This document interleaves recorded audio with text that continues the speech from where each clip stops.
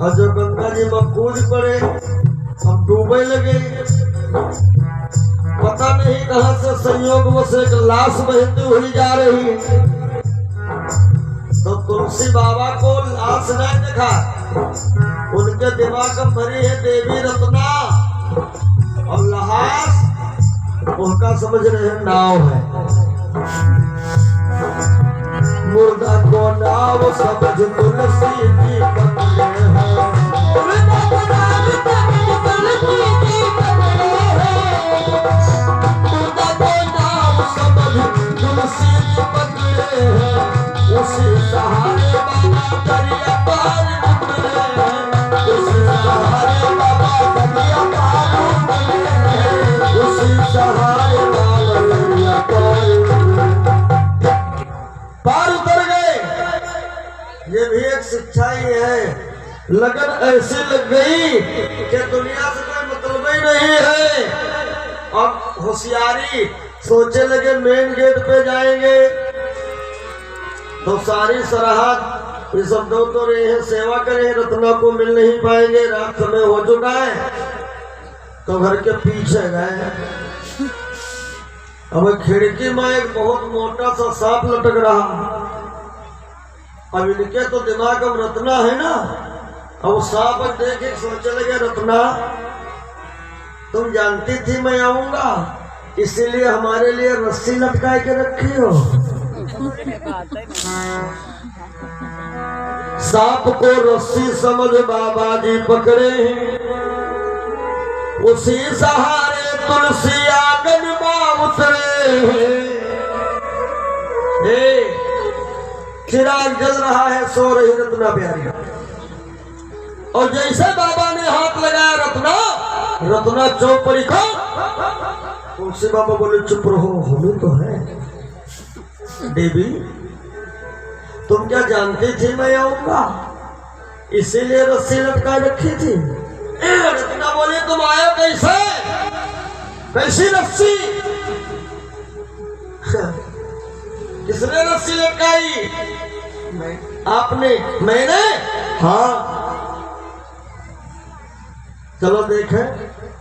और हुआ जब देखे तो बाबा ऐसा चढ़े रहा है कि सबों को गे रहा है राम नाम सा, कोई ऐठे पड़े बस। तुलसी जी अंदर से घबराए, हाय सांप।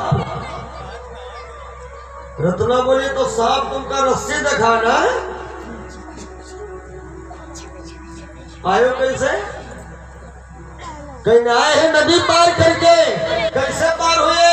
कहीं नाव से। रत्ना बोली रात हो नाव पार की, चलो देखे चले। तो तुलसी बाबा जो नाव बैठ के आए रहे, वही छोर से आए और दूसरे छोर में पेड़ में बांध गए रहे, क्योंकि जब आओ तो फिर ये तो उतर चलो। और हुआ बंधी वाला हाथ बस। रत्ना लगी फटकारने, इस हर वंश के पुतले के पीछे तुमको इतना बड़ा लगाओ, इतना तुम कामंद हो गए, मुर्दा को नाव समझ बैठे, सांप को रस्सी समझ बैठे। हे पतिदेव, तुम्हारे दिमाग में जैसे हम बस गई तो तुमका सांप रस्सी नहीं सुझा। महाराज, ये शरीर मिट्टी में मिलेगा मेरा। अरे जितनी सच्ची लगन तुम हमसे लगाए हो, उसमें की आधी यदि उनसे लगाए दो ना, जीवन सुधर जाए। गाते भी है ना भगत कि नर्तन फेरी ना मिले गो, अरे काहे गठरिया बांधे पाप की। नर्तन फेरी ना मिले गो, काहे गठरिया बांधे पाप की।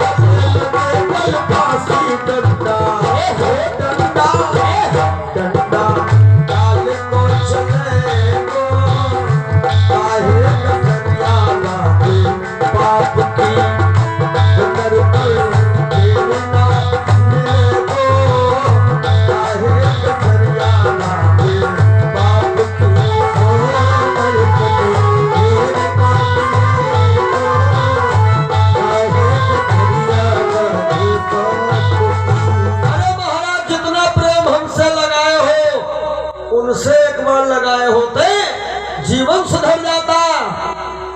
और ये फटकार तुलसी जी महाराज के हृदय में बैठ गई। सीधे वहां से वापस न ससुराल गए न घर गए, निकले ही गए घर से। एक कथाकार ने लिखा है कि इनका एक नियम बन गया कि रोज रामायण का पाठ करते हैं, और जब जाते हैं डोल मैदान सुबह सुबह, तो सोच क्रिया से जो पात्र में पानी बचता है, वो पानी का जाके बबूल के पेड़ पे छोड़ देते हैं। एक दिन एकदम आवाज आ गई, रुक जाओ महाराज, तुमने काफी मेरी सेवा की है, कुछ मांग लो।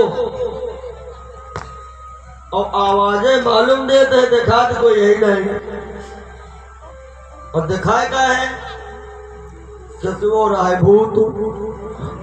भूत मतलब क्या हो? को बूढ़े लोग कहते हैं हवा बयान। ये जो प्रेत होते हैं ना, प्रेत, ये 4 तत्व के होते हैं, इनमें शरीर नहीं यानी पृथ्वी का तत्व नहीं होता है। तो प्रेत कह रहा है तुमने बड़ी सेवा की। तुलसी बाबा बोले कौन हो भैया, कहाँ से आवाज आ रही है? हम कौन दिन तुम्हारा भंडारा किए हैं हो? आवाज आई, बाबा हम प्रेत हैं और हम प्रेतों का जीवन ऐसा ही रहता है, पुराने खंडरों में कटीले पेड़ों पर रहते हैं, यही गंदा पानी पिया करते हैं, तुमने सेवा की है, कुछ लोगे क्या? तुलसी बाबा बोले अरे हमारे अंदर लेने कोई इच्छा है ही नहीं, बस इच्छा थोड़ी हो रहा है, राम जी के दर्शन हो जाते बस। तो प्रेत कहने लगा बाबा हम उपाय बता सकते हैं, बाकी कुछ नहीं। उपाय बताओ, यह बड़ी बात। कहा कि जहां तुम रामायण रोज पढ़ते हो तो एक श्रोता आता है कथा सुनने, राम कथा सुनने, और वो श्रोता सबसे पहले आता है और सबसे बाद जाता है। वही का जो तुम मिल लो तो काम हो जाए। तुलसी बाबा बोले